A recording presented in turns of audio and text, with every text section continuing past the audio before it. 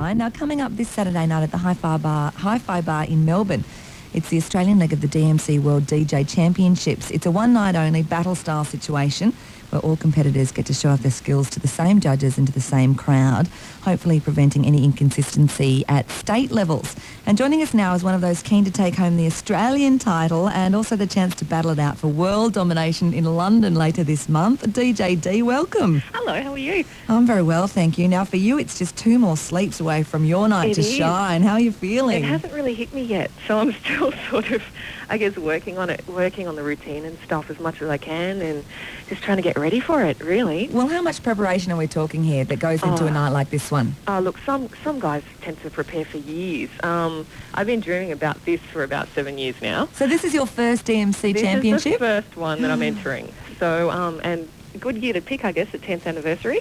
So for Australia, that is.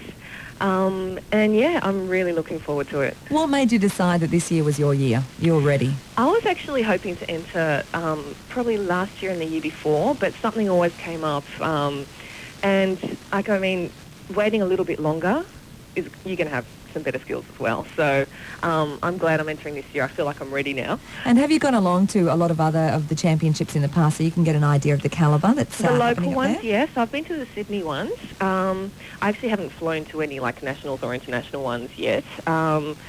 But what I tend to do is watch a lot of DVD and videos of past DMCs, especially like my favourites are the real old school ones going back to the early 90s and even 80s and stuff, because they're always a good laugh. So the stuff that some of the people would come up with back then was just hilarious. Well, so, talk us through some of the things. I mean, how showy do you get when you're up there? What do you have to do? What's some of your favourite tricks? Okay, well, I love doing body tricks.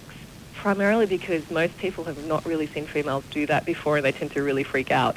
So, yeah, body tricks like spins, under the leg, behind the back, that sort of jazz. So it is pretty full on. It does get quite energetic. The judges tend to analyse you on a few areas such as stage presence, body tricks, beat juggles, scratching, and a couple of other areas too. So you basically try and come up with a routine that covers as much of that as possible.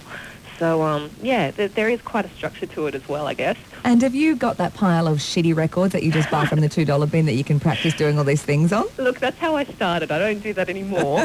But back in the day in high school, I used to save my lunch money. Sorry, Mum. I used to go to the city and buy some second-hand records and stuff, and that's how I started up. That's how I started messing around with it. So, yeah, I mean... What got you into it in the first place, though? What made you...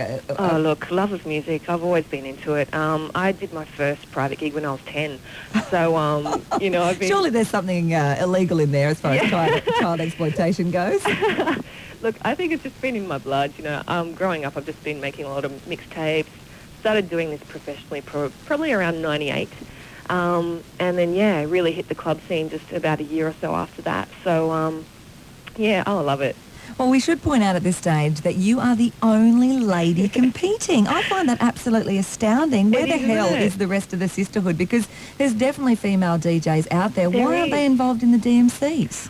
Look, there's a lot of pressure with entering something like this. I guess the caliber's quite high. And, I mean, it's probably enough to scare pretty much anyone off. A lot of guys are kind of nervous about entering too. So, I mean, I guess the gender thing does play a little bit of extra pressure because there haven't really been any females in the past. So, I mean, I guess that sort of pushes me to perform even better so that we do have some good representation for the ladies. So, totally. Well, do you think it is going to have any effect on the judges? Look, I actually have no idea. I really don't know. Are you going to try and work it? I'll do my best. So some short skirts and a push-up bra? So I've done that before. No, this time around I'm going the cargos. Well, DJ D, it is an absolutely huge night. Would you rate this as the biggest night of the year for Australian DJs? Oh, I think for Australian turntablists, yes. Yeah.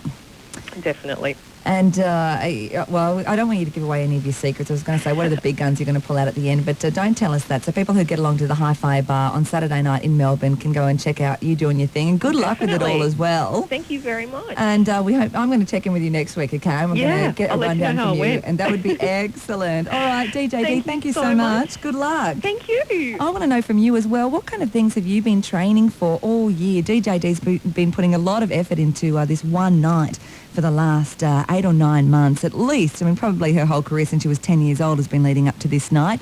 But I want to know from you, what kind of things have you been working at to get you to a point where you're going to achieve something great very shortly this year? What have you been training for? What have you been psyching yourself up for? Have you been busy?